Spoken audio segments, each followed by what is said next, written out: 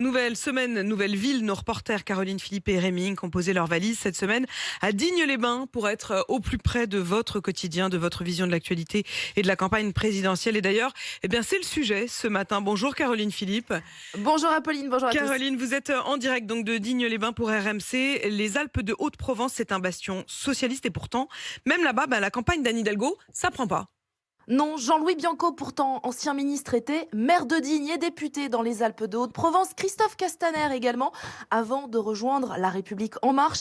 Et pourtant, même ici, à Digne-les-Bains, Anne Hidalgo peine à convaincre, là où Benoît Hamon avait enregistré tout de même 7% des voix au premier tour en 2017. Alors sur le terrain, les futurs candidats aux législatives y croient, eux, ils tractent avec beaucoup d'espoir et d'engagement. Bonjour messieurs, dames. Est-ce que vous allez voter déjà? Bien sûr. Oui. Et la candidature d'Anne Hidalgo? Non, ça ne m'intéresse pas trop, moi, la candidature d'Anne Hidalgo. Et vous avez voté PS auparavant dans votre vie Oui, bien sûr, jusqu'à Monsieur Hamon. Qu'est-ce que représente le Parti Socialiste aujourd'hui pour vous? C'est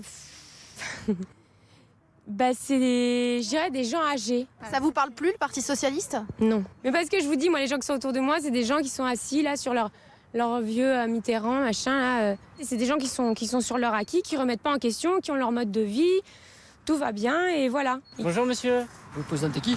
Anne Hidalgo pour le Parti Socialiste. Ah ouais, d'accord, ok. Voilà. C'est quelqu'un de sérieux, je pense. Ça serait bien qu'il y ait une femme au pouvoir. Parce que les hommes, c'est bien beau, mais...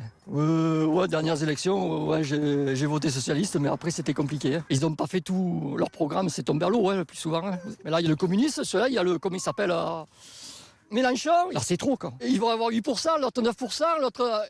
Putain, vous rassemblez tout, vous les battez, par contre. C'est pas vrai. Bah oui, je suis d'accord. On l'entend quand même sur le terrain, c'est la division, elle n'est pas comprise. Elle est pas comprise. C'est un appel qu'on lance à tous les candidats de gauche en se disant, et j'espère qu'on arrivera au bout et qu'on sera au second tour. Mais si on n'y est pas, moi j'aurais du mal. On l'entend Caroline, la campagne elle est compliquée pour le PS, ça va vite devenir un enjeu financier aussi. Oui, car les frais de campagne sont remboursés pour les candidats qui obtiennent plus de 5% des voix. Et pour l'instant, Anne Hidalgo plafonne à moins de 3% des intentions de vote dans les sondages. Symbole de cette déroute, Apolline, ici à Digne-les-Bains, le local du PS est en vente. Les finances ne permettent plus de se payer les frais fixes de ce 95 mètres carrés en plein centre-ville. En cause, la baisse du nombre d'adhérents. Ici, à la belle époque du PS, on dénombrait plus de 800 encartés. Ils ne sont plus qu'une petite centaine. Et c'est la même chose pour les élus. Ils ne sont plus qu'une poignée, alors qu'en 2017, le PS avait les 2 députés, le sénateur et 18 conseillers départementaux sur 30. Boularès Soltani, militant PS historique, ici se remémore les victoires politiques dans ce lieu symbolique. Il y a beaucoup d'émotions nécessaires parce c'est de là que tout a commencé, on va dire. La dernière qu'on a vécue avec M. Jean-Louis Bianco, c'était pour la législative. C'était quand? 7-8 ans, voire plus. 90 par là même. 90. C'était la fête, c'était noir de monde ici. De ce côté, de l'autre côté du boulevard Gassendi, toute la rue était bouchée ici. Ce qui fait mal au cœur, c'est ça, quoi. On avait tout le potentiel. Il y a trop d'histoire dans ces murs. C'est tout là.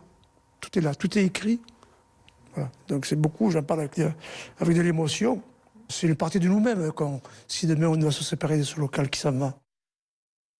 Alors on entend, Apolline, l'émotion de ce militant qui espère que tous ceux qui ont déserté pour rejoindre La République En Marche reviendront et porteront à nouveau les idées de ce parti socialiste qui, à leurs yeux, n'est pas encore mort. Merci Caroline Philippe en direct de Digne-les-Bains pour RMC. Rendez-vous demain, bien sûr, après le journal de 7h pour la suite.